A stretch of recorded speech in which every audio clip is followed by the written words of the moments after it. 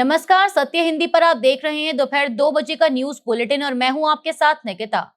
Bulletin शुरू करने से पहले एक नजर 5 बड़ी खबरों की हेडलाइंस पर। टीएमसी का संकट और गहराया, माइनॉरिटी सेल के नेता अजमल सिद्दीकी ने दिया इस्तीफा। कोलकाता मेयर के इस्तीफे और पार्षदों की गिरफ्तारी के बीच ममता बनर्जी ने बुलाई बैठक। जंतर मंतर का प्रदर्शन आगे क्या होने वाला है उसका सिर्फ एक ट्रेलर था। कॉकरोच जनता पार्टी, घरेलू एलपीजी की कीमत में बढ़ोतरी पर पेट्रोलियम मंत्रालय ने जारी किया बयान, दी सफाई। पाकिस्तान के गृह मंत्री पहुंचे तेहरान, कहा सुप्रीम लीडर के लिए विशेष संदेश देने आया हूं। पश्चिम बंगाल में टीएमसी का अंदरूनी संकट लगातार गहराता दिख रहा है। पार्टी के स्टेट माइनॉरिटी सेल के सचिव अजमल सिद्दीकी ने शनिवार को टीएमसी से इस्तीफे का ऐलान कर दिया। सिद्दीकी ने पार्टी सांसद अभिषेक बनर्जी पर तानाशाही रवैया अपनाने का आरोप लगाया और कहा कि पार्टी की छवि लगातार खराब हो रही है। उन्होंने दावा किया कि कई नेता गलत गतिविधियों और घोटालों में शामिल हैं, जिससे पार्टी में बने रहना मुश्किल हो गया था। सिद्दीकी ने कहा कि उनकी प्राथमिकता पश्चिम बंगाल में विकास और रोजगार के अवसर बढ़ाना। दूसरी ओर विधानसभा चुनाव में हार के बाद टीएमसी पहले से ही बड़े राजनीतिक संकट का सामना कर रही है। हाल ही में 58 बागी विधायकों को अलग विपक्षी समूह के रूप में मान्यता मिली है। वहीं ममता बनर्जी के आवास पर बुलाई गई बैठक में केवल 8 गैर बागी विधायक पहुंचे, जिससे पार्टी के भीतर बढ़ती असंतोष की तस्वीर और साफ हो गई। कोलकाता नगर निगम में मेयर फिरहाद हकीम के इस्तीफे के बाद टीएमसी में सियासी हलचल तेज हो गई है। पार्टी प्रमुख ममता बनर्जी ने शनिवार शाम अपने आवास पर टीएमसी पार्षदों की अहम बैठक बुलाई है। माना जा रहा है कि इस बैठक में नए मेयर के नाम पर चर्चा हो सकती है। फिलहाल नगर निगम में टीएमसी के 136 पार्षद हैं, लेकिन राजनीतिक हलकों में इस बैठक में तमाम पार्षदों के शामिल होने पर आशंका जताई जा रही है। पार्टी पहले ही 58 बागी विधायकों की चुनौती का सामना कर रही है। उधर राज्य सरकार ने मेयर के इस्तीफे के बाद नगर निगम बोर्ड को भंग करने पर जवाब मांगा है। दरअसल हकीम के इस्तीफे के बाद राज्य सरकार की ओर से एक नोटिस भेजा गया, जिसमें कहा गया है कि मेयर के इस्तीफे के बाद नगर निगम बोर्ड को भंग क्यों न कर दिया जाए। निगम से 3 दिनों के भीतर इसका जवाब मांगा गया है। इससे संकट और गहरा गया। इस बीच पार्षदों की गिरफ्तारी का सिलसिला भी जारी है और शनिवार को सौरभ घोष की गिरफ्तारी के बाद यह संख्या 7 हो गई। इससे पहले बुधवार को पार्षद बापादित्य दास गुप्ता को भी गिरफ्तार कर लिया गया था। इसके अलावा रविवार को सुबह ही जोड़ा सांको के टीएमसी पार्षद जसीमुद्दीन के आवास पर भी पुलिस और केंद्रीय बल के जवान पहुंचे हैं। उनकी गिरफ्तारी की भी आशंका जताई जा रही है। कॉकरोच जनता पार्टी ने शनिवार को हुए अपने प्रदर्शन को लेकर रविवार को एक बयान जारी किया है। सीजेपी ने शिक्षा मंत्री के इस्तीफे की मांग दोहराते हुए कहा कि हमारी शिक्षा व्यवस्था को बर्बाद करने के लिए धर्मेंद्र प्रधान के इस्तीफे की मांग करते हुए शांतिपूर्ण तरीके से कॉकरोचों ने अपनी ताकत दिखाई। अगर हमारे भविष्य को खतरे में डालने वालों को जवाबदेह नहीं ठहराया गया तो आगे क्या होने वाला है, यह उसका सिर्फ एक ट्रेलर था। घरेलू एलपीजी सिलेंडर की कीमत में 29 रुपए की बढ़ोतरी के बाद पेट्रोलियम मंत्रालय ने बयान जारी किया है। दरअसल दाम में बढ़ोतरी के बाद सरकार को खासी आलोचना का सामना करना पड़ा। विपक्ष ने कीमत बढ़ोतरी को जनविरोधी बताते हुए महंगाई बढ़ाने वाला कदम करार दिया, जिस पर अब सफाई देते हुए बयान में कहा गया है कि भारत में उपभोक्ता अब भी वास्तविक लागत से काफी कम कीमत पर रसोई गैस पा रहे हैं। दिल्ली में 14.2 किलो के घरेलू एलपीजी सिलेंडर की कीमत अब 942 रुपए हो गई है, जबकि इसकी वास्तविक आपूर्ति लागत 1600 रुपए से अधिक बताई गई। मंत्रालय के अनुसार प्रधानमंत्री उज्ज्वला योजना के लाभार्थियों को 300 रुपए की सब्सिडी मिलने के बाद एक सिलेंडर प्रभावी रूप से 642 रुपए में मिलता है। सरकार का कहना है कि पश्चिम एशिया संकट और होर्मुज जलडमरू मध्य में तनाव के कारण अंतर्राष्ट्रीय एलपीजी कीमतों में करीब 46% की बढ़ोतरी हुई है। भारत अपनी लगभग 60% एलपीजी जरूरत को आयात करता है। मंत्रालय ने दावा किया कि हर घरेलू सिलेंडर पर करीब 700 रुपए की अंडर रिकवरी सरकार वहन कर रही है। अमेरिका और ईरान के बीच जारी युद्ध और शांति वार्ता के बीच एक नई रिपोर्ट सामने आई है। सीबीएस की रिपोर्ट के मुताबिक अमेरिकी treasury secretary Scott Bessent Iran की फ्रीज की गई संपत्तियों का इस्तेमाल खाड़ी देशों को हुए नुकसान की भरपाई के लिए करने पर विचार कर रहे हैं। बताया जा रहा है कि ट्रेजरी विभाग ने 28 फरवरी से अब तक सऊदी अरब, यूएई, बहरीन, कुवैत समेत अमेरिकी सहयोगी देशों को हुए नुकसान और मरम्मत खर्च का आकलन शुरू कर दिया है। वहीं दूसरी ओर ईरान लगातार अपनी रोकी गई संपत्तियों को जारी करने की मांग कर रहा है। बीबीसी उर्दू के मुताबिक पाकिस्तान के गृह मंत्री मोहसिन नकवी ईरान की राजधानी तेहरान पहुंच गए हैं।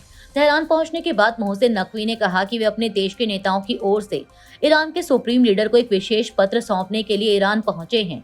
रिपोर्ट के मुताबिक ईरानी समाचार एजेंसी तस्नीम ने नकवी की मीडिया से बातचीत का एक क्लिप जारी किया। मोहसिन नकवी ने कहा कि मैं यहाँ फील्ड मार्शल आसिम मुनीर की ओर से आयतुल्लाह मुश्तबा खामेनेई को एक विशेष पत्र और प्रधानमंत्री शहबाज शरीफ का संदेश देने आया हूँ। उनका कहना है कि वह मुश्तबा खामेनेई के लिए जो पत्र और संदेश लेकर आए हैं वह वर्तमान स्थिति के बारे में है। बता दें कि बीते कुछ हफ्तों में नकवी का यह तीसरा ईरान दौरा है। उन्होंने शनिवार रात को अपने ईरानी समकक्ष इस्कंदर मोमेनी से मुलाकात की। दरअसल पाकिस्तान ईरान और अमेरिका वार्ता में मध्यस्थ की भूमिका निभा रहा है। तेलंगाना के मुख्यमंत्री रेवंत रेड्डी के एक बयान ने नया राजनीतिक विवाद खड़ा कर दिया है। बेंगलुरु में कार्यक्रम के दौरान रेड्डी ने दावा किया कि Hyderabad disaster response and asset protection agency यानी हाइड्रा का नाम एडोल्फ हिटलर से प्रेरित है। उन्होंने कहा कि हाइड्रा हिटलर का पसंदीदा शब्द था और इसी से प्रेरणा लेकर एजेंसी का नाम रखा गया। हालांकि इतिहासकारों ने इस दावे को तथ्यहीन बताया और कहा कि हिटलर तथा हाइड्रा के बीच किसी संबंध का कोई ऐतिहासिक प्रमाण नहीं है। बयान सामने आते ही बीजेपी और पीआरएस ने कांग्रेस पर निशाना साधा। बीजेपी प्रवक्ता शहजाद पूनावाला ने इसे कांग्रेस की तानाशाही सोच बताया और राहुल गांधी से कार्रवाई की मांग की। पूनावाला ने रेड्डी के उत्तर दक्षिण क्षेत्रीय असमानता वाले बयान पर भी हमला बोला और उन पर देश को बांटने वाली राजनीति करने का आरोप लगाया। ईरान के सर्वोच्च नेता मुश्तबा खामेनेई के करीबी सहयोगी और वरिष्ठ सैन्य सलाहकार मोहसेन रेजाई ने स्पष्ट कर दिया है कि अमेरिकी राष्ट्रपति डोनाल्ड ट्रंप और खामेनेई के बीच किसी मुलाकात की संभावना नहीं है। रेजाई ने ट्रंप पर परमाणु वार्ता को ठप करने का आरोप लगाया और कहा कि अमेरिका ईरान का भरोसा जीतने में विफल रहा है। उन्होंने मांग की कि अमेरिका ईरान की 24 अरब डॉलर की रोकी गई संपत्ति जारी करे और होर्मुज चलडमरू मध्य में नौसैनिक नाकेबंदी खत्म करे। रेजाई ने चेतावनी दी कि यदि कोई समझौता नहीं हुआ और टकराव जारी रहा तो ईरान संघर्ष को हिंद महासागर, बाब अल मंदेब, लाल सागर और भूमध्य सागर तक फैलाने पर विचार कर सकता है। उन्होंने ट्रंप से इस्राएल से स्वतंत्र होकर फैसले लेने और अमेरिकी जनता के हितों को प्राथमिकता देने की भी अपील की। बता दें कि इससे पहले ट्रंप ने अपने एक बयान में खामेनेई से मिलने को सम्मान की बात बताया था। ट्रंप ने व्हाइट हाउस में पत्रकारों से कहा था कि मैं मिलना नहीं चाहता, लेकिन अगर मैं मिलता तो उनसे मिलकर मुझे सम्मान महसूस होता। मैं देखना चाहूंगा कि क्या हम कोई समझौता कर पाते हैं, लेकिन अगर समझौता होता है तो हो सकता है कि मैं उनसे मिलूं। मुझे इसमें कोई दिक्कत नहीं होगी। एक्सियोस की एक रिपोर्ट के मुताबिक ईरान के साथ रुकी हुई परमाणु वार्ता को आगे बढ़ाने के लिए अमेरिकी राष्ट्रपति डोनाल्ड ट्रंप ने अपने दूत स्टीव विटकॉफ और अपने दामाद जेरेड कुशनर को टेनेसी के ओक रिज नेशनल लैब भेजा। रिपोर्ट्स के मुताबिक दोनों ने परमाणु विशेषज्ञों की एक टीम से मुलाकात की जो भविष्य में ईरान के साथ होने वाली किसी भी संभावित न्यूक्लियर डील को लागू करने में अहम भूमिका निभा सकती है। रिपोर्ट में एक अमेरिकी अधिकारी के हवाले से कहा गया कि ओक रिज में हुई इस बैठक का मतलब यह नहीं है कि कोई डील होने ही वाली है, लेकिन यह इस बात का संकेत है कि बातचीत बहुत गंभीर दौर में है और इसके सफल होने की अच्छी संभावना है और हम तैयार रहना चाहते हैं। बताया जा रहा है कि अमेरिका और ईरान युद्ध विराम बढ़ाने और परमाणु मुद्दों पर 60 दिन के समझौता ज्ञापन पर काम कर रहे हैं। हालांकि ईरानी चाहते हैं कि यह समय सीमा 90 दिन की हो। रिपोर्ट के मुताबिक कई अहम मुद्दों पर दोनों देशों के बीच मतभेद अब भी बने हुए हैं। पश्चिम बंगाल के कमरहाटी में टीएमसी के वरिष्ठ विधायक मदन मित्रा को शनिवार रात स्थानीय लोगों के विरोध का सामना करना पड़ा। एरिया दहा इलाके के दौरे के दौरान प्रदर्शनकारियों ने कथित तौर पर उनकी गाड़ी पर अंडे फेंके। हंगामे के बाद उन्हें वहां से लौटना पड़ा। मदन मित्रा ने इस घटना के लिए बीजेपी समर्थित उपद्रवियों को जिम्मेदार ठहराया और इसे पूर्व नियोजित साजिश बताया। हालांकि स्थानीय लोगों ने दावा किया कि इलाके में कुछ समय से नाराजगी पनप रही थी। विरोध प्रदर्शन कथित तौर पर कमरहाटी के वार्ड नंबर 14 के पार्षद के घर के बाहर शुरू हुआ, जहां ऑटो रिक्शा और ई रिक्शा चालक सालों से कट मनी के तौर पर दिए गए पैसे की वापसी की मांग को लेकर जमा हुए थे। प्रदर्शनकारियों ने स्थानीय नेताओं पर अवैध वसूली का आरोप लगाया और राज्य में राजनीतिक सत्ता परिवर्तन के बाद जवाबदेही की मांग की। हाल के दिनों में पश्चिम बंगाल में टीएमसी नेताओं के खिलाफ ऐसे विरोध बढ़े हैं। इससे पहले टीएमसी महासचिव अभिषेक बनर्जी को भी सोनारपुर में विरोध का सामना करना पड़ा था। राजनीतिक हलकों में से चुनाव के बाद टीएमसी नेतृत्व के खिलाफ बढ़ते जन आक्रोश के रूप में देखा जा रहा है।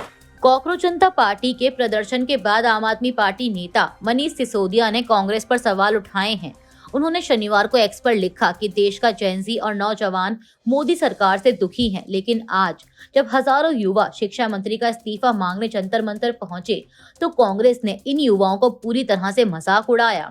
उन्होंने कहा कि सीबीएसई, नीट, सीयूईटी जैसी तमाम परीक्षाओं को मोदी जी ने बर्बाद कर दिया, लेकिन कांग्रेस और उसके कमांडर इस बात से दुखी हैं कि देश का युवा कांग्रेस का झंडा उठाए बिना अपनी आवाज उठाने लगा है।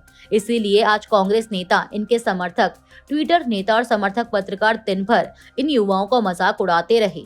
सिसोदिया ने कहा कि एक भी कांग्रेस नेता ने नहीं बोला कि वो इनकी मांग के साथ हैं। कांग्रेस सांसद शशि थरूर ने राहुल गांधी का बचाव किया है।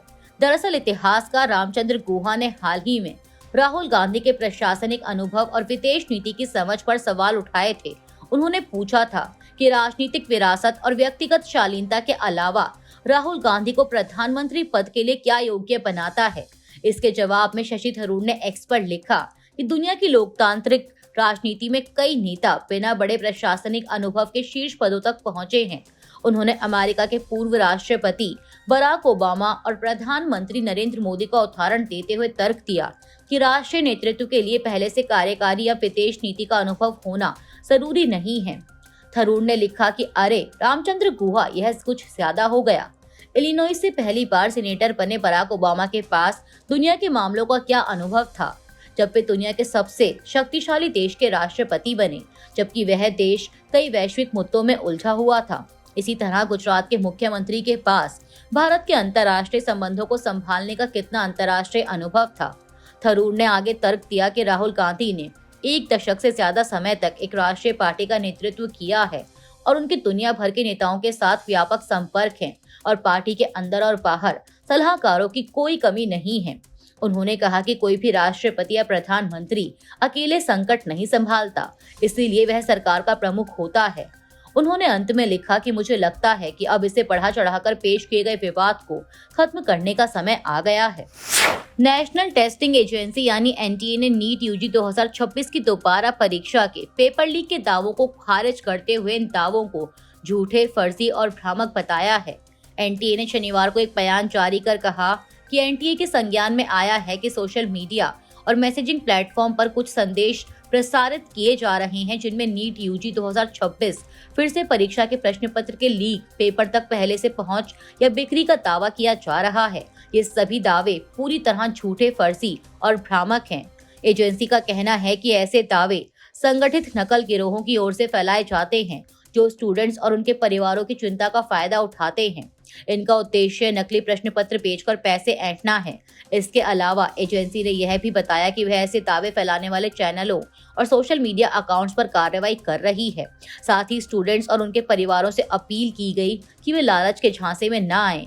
बता दें कि इस साल नीट यूजी परीक्षा में पेपर लीक के आरोपों के बाद परीक्षा रद्द कर दी गई थी। इसके बाद इस परीक्षा को दोबारा कराने की घोषणा की गई। एनटीए 21 जून को नीट यूजी 2026 की दोबारा परीक्षा कराएगा। वहीं पेपर लीक के मामले में अब तक कुल 9 लोगों की गिरफ्तारी हो चुकी है। अभी के लिए इस बुलेटिन में सिर्फ इतना ही। शाम 6 बजे फिर हाजिर होंगे तमाम देश दुनिया की बड़ी खबरों के साथ। तब तक के लिए देखते रहिए सत्य हिंदी। नमस्कार।